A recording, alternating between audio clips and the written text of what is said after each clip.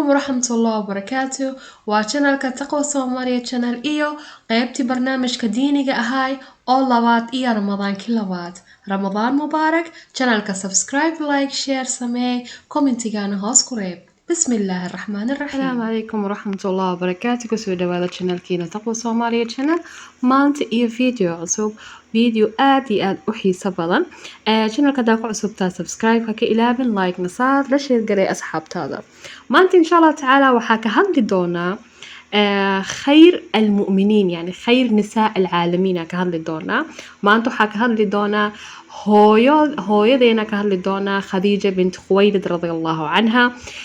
قصيدة رمانتين ووضدنا قانا عم بدتك أو كسين خديجة بنت خويلد وحاوى حاسك وهري والنبي الله محمد صلى الله عليه وسلم وايه كفصل للنبي ما أنتو حك بردونا إن شاء الله تعالى سدو أقول سدي يعني دa'diisa rasuulka calaih salaatu salaam mee qasan oo jiro markuu guursanaayo iyada mee qasan jirtay waxaasi dhan iyo zaa'id iyo waxyaalo badanaa ka faa'iidi doonaa markaa aragtid nasabka rasuulka calaih salaatu wasalaam iyo nasabka khadiija bint khuwaylid radiyallahu canha waxaa arkaysid inay ay awoowe shanaad ee iskugu imaahayaan nasab ahaan faa'iida khadiija bint khuwaylid waxay ahayd xaaska ugu dhawaay nabiy allah maxamed sallallahu alayhi wasallam dhinaca nasabnimada فسيدة خديجة بنت خويلد حتى وحائها حاسك وقوم الدبق ديراي أولا نولاي نبي الله محمد صلى الله عليه وسلم وحيلا نولد يعني لباطن إيشان صنو إيلا نولد حاسسك كلا نبي الله محمد صلى الله عليه وسلم وحيلا نولاين مدكير لباطن إيشان صنو لكن خديجة بنت خويلد فترة آد أبضان إي وقت آد أبضان أونا نولد سيدة خديجة رضي الله عنها رسول كان كهر وحي قورسة لبجير nin oo Quraysh kamid ah mar guursatay waxay u dhashay wiil ninka waa ka dhintay hadana mar labaad nin kale guursatay waxay u dhashay wiil iyo gabar hadana ninka waa ka dhintay Sayyida Khadija radiyallahu anha waxay ahayd naag sharifad ah taahirad ah ifad ah oo aad yani u fiican ahayd waxaa dalba jiray amba waxaa mar walba soo doono jiray dadka oo xilligaas Qurayshka ugu fiican ugu hantida badan ugu lacagta badan ugu laakiin mar walba way diidi jirtay fa illa si udiidas illa waxay ka gaartay 40 sano Sayyida Khadija radiyallahu anha sida kullin wada ogna waxay ahayd taajirad ee zaa'ida ahayd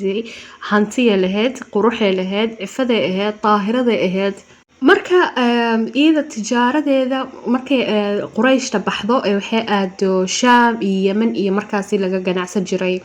markaasi dumarka ma baxi jirin yani dumarka inta baxaan yani ma ganacsan jirin ragga bis bixi jireen markaasi ragga u dhiibi jirtay Quraysh in lacagta iyo waxaas u dhiibi jirtay sida loogu ganacsada lacagteeda markaasi mar walba waxa loo sheegi jiray lacagta waa laga dhacay amba iskale badaacada lagu keenay ma fiicna amba badaacadi yani mar walba amiin dadka ee la taajiraysa iyada ma ahayn dad oo yani kalsooni fiican amba iskale dad oo runta sheega amba dad waxay ahayn mar walba ay dhici jireen markaas maalmaha kamid ah waxa uu yimid nin wuxuu imaha Khadija bint Khuwaylid markaas wuxuu dhahaa Makka waxa jooga wiil yar oo dhalinyaro ah oo amiin ah yani maalkaaga ku aamini kartid oo fiican oo run sheegay aad joogo maalkaaga ku aamino markaas rasuulka kaleey salaatu salaam wuxuu ka yaray 25 sano oo ka yaray markaas waxay dhada maalkaaga ku dhiiba ee ku soo taajir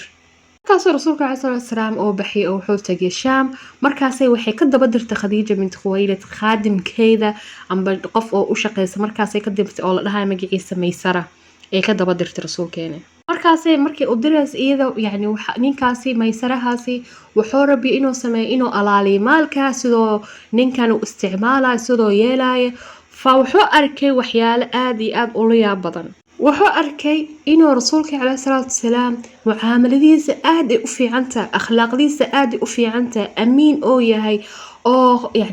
yani zaa'id oo fiiciyo yani wuxuu ka arkay akhlaaq iyo sifaad oo ka arkay inuu arkay dadkii horeeto oo Sayyida Khadija bint Khuwaylid radiyallahu anha ugu shaqay jireen ma ka arkay waxaas oo dhan fa wuxuu arkay inuu saaxibihiisa iyo dadka iyo tacaamulkiisa sida ugu tacaamulay aad u qurux badan tahay marka sidii u socdeen jidka qaafiladii ambas kale yani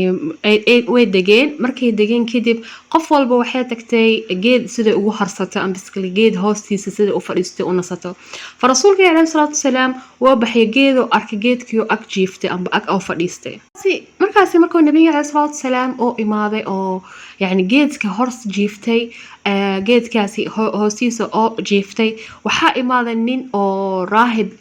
ah imaaday markaasoo soo orday ninkii oo u imaado rasuulka calayhi salaatu wasalaam oo jiifo ninka magaciisna waxaa la dhahayaa Buxayra ar-Raahib markaasoo ninkan markuu arkay rasuulka calayhi salaatu wasalaam inuu soo dhawaahay oo rabiyo inuu fiiriyo waxaa soo istaagay Maysara sida hore nigu sheegay waxaa waa khaadimka Khadiija binti Khuwaylid waaye soo istaagay sida ugu difaaco rasuulka calayhi salaatu wasalaam oo ugu difaac yani oo ka sakiyo yani maxaa ka rabtaa camal yani inuu ka sakiyo markaasoo raahibka wuxuu dhahay waxaa rabaa inuu ogaado ninkaana jiifo sifaadkiisa ambas kale inaan wax inay ka ogaadaa rabaa ninkaana jiifo markaasoo wuxuu dhahay yani markaasoo Maysara wuxuu dhahay adi maxaa kaa galay ninka jiifo faninka wuxuu dhahay ninka gaal yani raahibka ahaa wuxuu dhahayay wallaahi shajaradan amba geedkaani hoostiisa ma fadhiisto qof oo nebi ahayn fiirsha kutubka injiilka iyo tawraa waxay sheegayaan ninka dhahayay shajaradan inuu jiifo karo amba oo fadhiisan karin nin nebi ahayn markaasi oo markaa rasuulka calayhi salaatu wasalaam waa iska kaciyay oo baxay yani Quraysh iyo dadkii dhammaan warkii way maqleen farasuulka calayhi salaatu wasalaam asagoo jiifiyay way kaceen way baxeen bidaacadii oo Khadiija u dirtay wixii dhammaan soo dhameeyay fa Khadiija bidaacadii u keeniyay markaasi Khadiija waxay ku aragtay bidaacadii oo barakeysan bidaacadii oo alaabtii wixii sicirkii ugu fiicnaa ugu qaalisanaa loogu gaday bidaacadii oo barako badan saaran tahay ee aragtay sayida Khadiija radiyallahu anha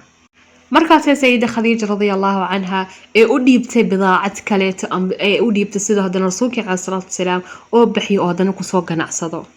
markaasi hadana waxay aragtay barakadii badan tahay khayrkii badan yahay yani bidaacadeedu sidii arabtay iyo ka fiican ee mar walba ugu imaahaysay markaasi yani qof ninkii u dirtay oo Maysara la dhahayay mar walba wuxuu keeni jiray hadallo aad u fiican oo ugu keeni jiray rasuulka calayhi salaatu wasalaam sida uu yahay aqli badan uu leeyahay akhlaaqdiisa u fiican tahay sumcadiisa u fiican tahay dhaqankiisa u fiican yahay inuu qof aad iyo aad u fiican yahay markaasi sayida Khadiija radiyallahu anha waxay damacsatay inay guursato nabigeena calayhi salaatu wasalaam markaasi sayida Khadiija radiyallahu anha ay waxay dirtay naag oo qoomkeeda kamid oo magaceeda la dhahayo Nafiisa waxay u dirtay rasuulka calayhi salaatu wasalaam fanaagta la diray magaceeda la dhahayo Nafiisa waxay u tagtay rasuulka calayhi salaatu wasalaam markaas rasuulka calayhi salaatu wasalaam wuxuu gaaray 25 sano wuxuuna ahaa wiil oo dhalinyaro ah oo hadda soo baxayo aad iyo aad u qurux badan oo akhlaaq fiican oo sumcad leh Quraysh agteeda sumcad fiican ka leh maasha yani aad iyo aad u fiicnaa rasuulka calayhi salaatu wasalaam markaasi waxay u timid Nafiisa markaasi rasuulka calayhi salaatu wasalaam waxay dhahday hal laka fi nikah hal laka fi zawaaj markaas rasuulka calayhi salaatu wasalaam wuxuu dhahay yani yaa waa yani qoftaasa guursay aba nikahsa yaa waa markaasi waxay dhahday Khadiija markaasi waxay u sheegtay Nafiisa waxyaalaha fiican yani aad iyo aad sida u fiican tahay sifaadkeeda akhlaaqdeeda dabeecadeeda tacaamulkeeda waxeeda dhan yani waxyaalaha dhan ee aad ugu fiican oo u sheegtay rasuulka calayhi salaatu wasalaam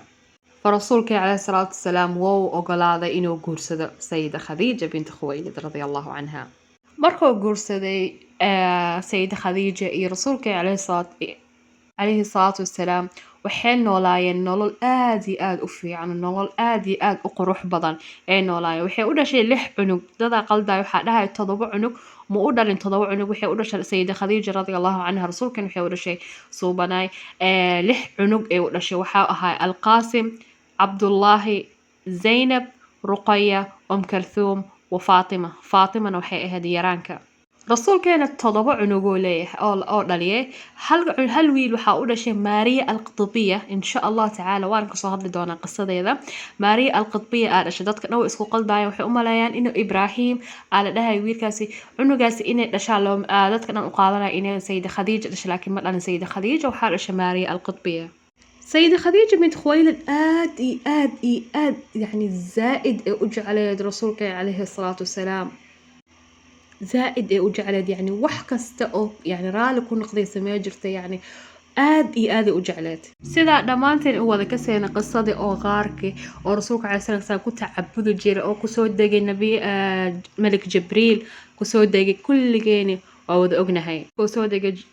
jibriil calayhi salaam oo u dhahay rasuulkeena iqra oo u dhahay rasuulkeena maa ana biqaari rasuulkeena caleyhi salaatu wasalaam qisadiisana waa kasoo hadlay fa waa fiirsan kartay insha allah ومركاسي wuxuu soo galiyay marka adiga oo qisadii dhacday wuxuu u imaaday sayida khadiija radiyallahu anha markaas oo rasuulka sallallahu wuxuu dhahay zammiluni oo dhahay yani aad u cabsanay woo naxsanay rasuulkeena markaas markuu cabsada oo ka tagay wuxuu dhahay rasuulka sallallahu laqad khashiyta ala nafsi fa wuxuu u dhahay kalla wallah لا يخزيك الله أبدا فوالله إنك لتصل الرحم وتصدق الحديث وتحمل الكل وتكسب المعدوم وتقرئ الضيف وتعين على النواب رواه البخاري markay aragtay ee sayida khadiija waxay u geysay waraqa bin nawfal ee u geysay markaasoo waraqa bin nawfal wuxuu u dhahayay adiga waayo rasuulka sallallahu alayhi wasallam markuu u sheegay qisadii iyo wixii dhammaan markuu u sheegay wuxuu dhahay adiga waayo dhahay nabi ummadan dhan nabigeeda adiga waa calayhi salaatu wasalaam فسيدة خديجة رضي الله عنها وحيهت قفك وجهري أو آمن رسول كان عليه الصلاة والسلام إهت مركاسي يعني ما دهن سيدا قصوين كهورتوني صاحد لعمل سيدا حاسك نوح إيو حاسك لوط سيدا أقل النبياشة ما دهن صاص وآمنتي قفك وجهري نقتي مركاسي مصائب إيو مشاكل مك رسولك إماذا قرب كيس التاجنا إلا إله سبحانه وتعالى أو بشاري قري جنة رسولك عليه الصلاة والسلام انتو قبي سيدة خديجة رضي الله عنها لما قرسلين نولشيدو لن markay dhimatay sayid umm almu'miniinta markay dhimatay sayida khadiija radiyallahu anha aad iyo aad u murugooda rasuulka calayhi salaatu wasalaam markaasoo aad iyo aad u jeclaayo aad iyo aad mar walba u sheegi jiray yani fadaa'ilkeeda iyo fadligeeda ku leedahay markaasoo wuxuu dhihi jiray yani innii qad rusuqtu xubbaha markaasoo rasuulka calayhi salaatu wasalaam wuxuu dhahay aamanat bi ida kafara biya annaas wasadaqatnii ida kadabani annaas wawaasatnii بما لها إذا حرمني الناس ورزقني الله عز وجل ولدها إذا حرمني أولاد الناس رواه أحمد فسيدة عائشة رضي الله عنها آدي أقوم سير جرت سيدة خديجة رضي الله عنها إذا قبري إذا كنت جرت أقدمت أي سيدة عائشة كما سير جرت سيدة أجعل رسولك عليه الصلاة والسلام فرسولك عليه الصلاة والسلام سيدة وفي أهاي أو زائد أجعل حتى صاحبياشة أو صاحبة إليها هاي سيدة خديجة رضي الله عنها آدي أو يعني هو حرير جري مالين ما كميدة وحاسو زيارة رسولك عليه الصلاة والسلام جثامية المزنية عاسو زيارته مركاسو رسولك عليه الصلاة والسلام سفي عن أو آد وقروح بضنو أسود دوية مركاسي عائشة رضي الله عنها وحيد هذي يا رسول الله تقبل على هذا العجوز هذا الإقبال يعني ناكتن أو عجوز كإما صان من أسود دويني عمل مركاسو رسولك عليه الصلاة والسلام وحول هي فقال إنها كانت تأتينا زمن خديجة وإن حسن العهد من الإيمان يعني وحينو إما جرتي حلق خديجة رواه الحاكم markaasoo rasuulka calayhi salaatu wasalaam hadduu oo dabaxo shaah amba oo maantan oo neef qalo wuxuu u diri jiray asxaabta khadiija radiyallahu canha fiiriya xub yani quwadda jaceylka iyo kalsoonida iyo sida oo lo yani ixtiraamka iyo waxa dhan fiirsha ka barta rasuulka calayhi salaatu wasalaam خديجة رضي الله عنها وحيل هاد ولا لها يهالة مركو رسولك عليه الصلاة والسلام أو عد كذا مخلوق آدي رسولك عليه الصلاة والسلام حسو سجرة خديجة لأن عدك هالة عدك خديجة رضي الله عنها وإسكو إكاين رسولك عليه الصلاة والسلام وحنوش فضلك سيدة خديجة رسولك عليه الصلاة والسلام هي فقال أفضل نساء أهل الجنة خديجة بنت خويلد وفاطمة بنت محمد وآسيا بنت مزاحم امرأة فرعون ومريم بنت ابنة عمران رضي الله عنهم جميعا ناقها أوفي عن يعني أما ناقها أوف فضل بدن الجنة أهل الجنة وحاوى خديجة بنت خويلد أو أهل حاسك رسولك عليه الصلاة والسلام وفاطمة بنت محمد أو إيران كنبينا عليه الصلاة والسلام وآسيا بنت مزاحم امرأة فرعون حاسكيسة ومريم ابنة عمران عيسى عليه السلام هو يديسة رضي الله عنهم أجمعين فخير نساء الأرض وحاواي نسائها وحاواي مريم بنت عمران خير نسائها مريم بنت عمران وخير نسائها خديجة بنت خويلد متفق عليه. سيدة خديجة رضي الله عنها وحي dhimatay قبل الهجرة 3 sano ka hor ay dhimatay rasuulka عليه الصلاة والسلام oo aaday rixlada micraajka oo wada ka sina dhamaanteena فإله سبحانه وتعالى أو نحريص إله سبحانه وتعالى هنوجو جمعيو مع رسولك عليه الصلاة والسلام جنة الفردوس الأعلى أن وضع أرقنا الصحابيين أمهات المؤمنين أنبياء ذا ضدك لما دن إنا شقي سنة نقرب الدنيا ذا سدا لما وضع أرقنا آخر ذا فقصة ما أنتم حكفها إيد دونا قصة ما أنتم حكفها إيد دونا سدح شيء وآد ومهم سن تنكوباد وحاواي سيدة خديجة رضي الله عنها إيه أسيس قرب رسولك عليه الصلاة والسلام إنتو النبي نقن إيه مركو النبي نقل كهر أو نقص قفك وجهر أو آمنة فض ابن آدم كحال قربا إنه مروال بأو كبرت قصصك أو أمهات المؤمنين رسولك عليه الصلاة والسلام تعامل كيسة أو لغو تعامل الدنيا وين يعني أفعال كين الدنيا أهانتك وسميسنا طلبات أو كفائدة دونا وحاواي جعلك رسولك عليه الصلاة والسلام أو أقاضي أو وينا أو حتى دمر رسولك عليه الصلاة والسلام زوجات كذا كم سيرة جرا أو كمد أهل عائشة رضي الله عنها جعلك آد وين إنه وحال قربا ما نحيي أنا ناكتاد آد وجعلهم كلها لكن احترامك ناكتاد أصحاب سيدنا رسولك عليه الصلاة والسلام خديجة بنت خويلد أصحابتي ذا وسو زيارة جرا ما أنت نفها دوق النفك ودرج يعني فيرش قوة جعلك كبرت إنه لقبرتوا ما أهل لازم إنه سميس السيدة لكن كبروا كفائديسو المهاجة برت عامل كذا تنسدحاتنا وحواي إن الدين أهان مانع أهان سيدة علماء قار ولهايان إن الناكتة إذا دورة نينكا سي عمل إن هدا أركتد مان تنين أو في عيا خلقيسة دين تيسة أخلاق ديسة يعني آد وفي عيا إن يعني ويديسة تدقور أذيك بلاوديد فصاص دينتا مدينة لكن أنا كنت دمر أنها وآدي أنا لو حشوها فوحس من جرام لكن ضد أجران أو كل واقع أساس فسيدة خديجة رضي الله عنها مركي أركتي رسولك عليه الصلاة والسلام مواصفاتك آد وفي عيها ومال كذا آد يعني أبطوها أبركوبو وحكس أفي عيها مركي أركتي وهبت نفسها يعني وحي أودرتي نفيسة أي أودرتي وحي أودرتي رسولك عليه الصلاة والسلام أودرتي فقصدوين كان ساعمل إنه مروال بقى كفائدنا واي ففيديو جن انت سوق هاي ما عندك قصة آد وقروح بدنا براني أي كفائدني channel كذا كل صبتا سبسكرايب لايك شير صار نشر قرأ أصحاب تالا ما أنت إيه قصة كلو آد وفي عنا إن شاء الله مقلدونا ديرتوره وحنير الجهة أفر وناكسن والسلام عليكم ورحمة الله وبركاته سنتا daawashada quruxda badan jazakallahu khair sida hore ugu socdo channelka ka ilaalin subscribe like share assalamu alaykum